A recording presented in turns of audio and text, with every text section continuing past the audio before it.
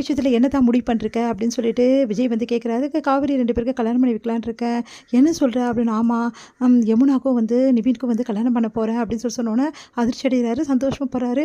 நல்ல காலம், இவளே வந்து ரூட்டை கிளியர் பண்ணிட்டா. அப்பா இப்போ தான் நிம்மதியாக இருக்குது.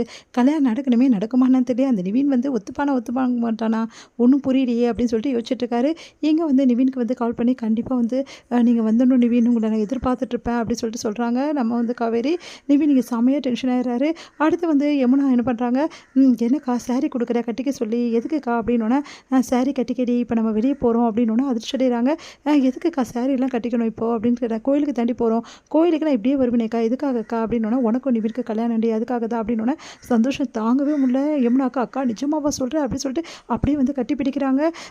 சொல்லுக்கா நிஜமாவா அப்படின்னு. ஆமாம் நிஜமாக தான் சொல்கிறேன். உனக்கும் நிவினுக்கு தான் இன்றைக்கி கல்யாணம். நிவின் ஒத்துக்குனாராக்கா?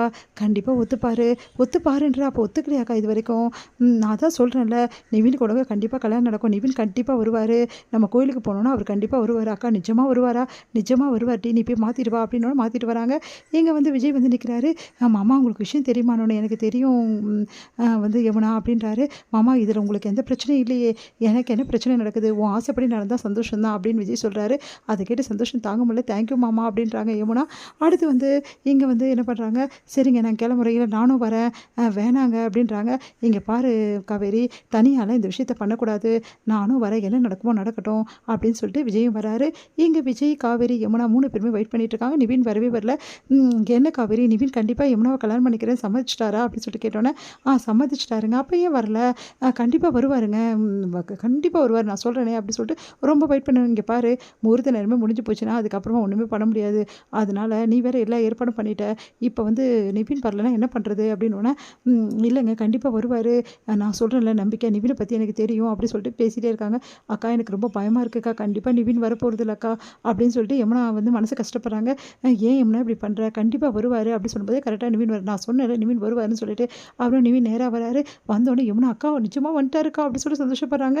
உடனே வந்து விஜய் வந்து இவன் வரமாட்டான்னு நினச்சினே, எப்படி வந்தா ஒன்றும் புரியலையே அப்படின்னு சொல்லிட்டு யோசிச்சுட்டு இருக்காரு. நிவின் வந்து காவேரி உங்ககிட்ட கொஞ்சம் பேசணுன்றாரு. நிவின் அதெல்லாம் அப்புறம் பேசிக்கலாம், முதல்ல டைம் முடிஞ்ச போது முதல்ல யமுனா கழுத்தில் தாலி கட்டுங்க அப்படின்னோடனே தாலி கட்டுறதை பற்றி தான் கொஞ்சம் பேசணும் அப்படின்றாங்க.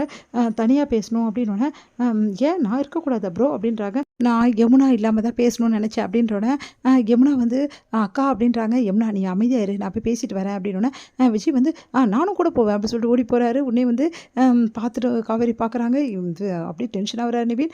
அடுத்து வந்து என்ன ப்ரோ என்ன விஷயம் அப்படின்னோடனே நான் காவேரி கிட்ட தான் பேசணும் அப்படின்னா பேசுங்க ப்ரோ அப்படின்றாங்க. சரி உங்ககிட்ட ஒன்று கேட்குறேன், இதை பற்றி நீங்கள் எதுவுமே சொல்லலையா அப்படின்னு. நான் என்ன சொல்கிறதுக்கு இருக்குது, இதெல்லாம் தப்புன்னு நீங்கள் சொல்ல மாட்டீங்களா காவேரி கிட்ட, ஒருத்தரை கட்டாயப்படுத்தி மேரேஜ் பண்ணலாமா, அது வந்து கரெக்டாக இருக்குமா அப்படின்னு உங்களுக்கு தெரியாதா, மற்ற கதையெல்லாம் நல்லா பேசுகிறீங்க அப்படின்றாரு. இங்கே பாருங்கள், நானும் காவேரி கிட்ட சொல்லி பார்த்துட்டேன், ஆனால் காவேரி எடுத்த முடிவில் ஒன்றுமே பண்ண முடியாது, உங்களுக்கு தான் காவேரியை பற்றி தெரியுமே, அவள் பிடிவாதம் பிடிச்சது தான், நான் என்ன ப்ரோ பண்ண முடியும் அப்படின்னு சொல்லிட்டு விஜய் ஓவராக பண்ணுறாரு. பார்த்துட்டு அப்படியே முறைக்கிறாரு நிவின். உடனே வந்து சரி சொல்லுங்கள் நிவின், எதுக்காக கூப்பிட்டீங்க, டைம் வேறு ஆயிடுச்சு நிவின் அப்படின்றாங்க.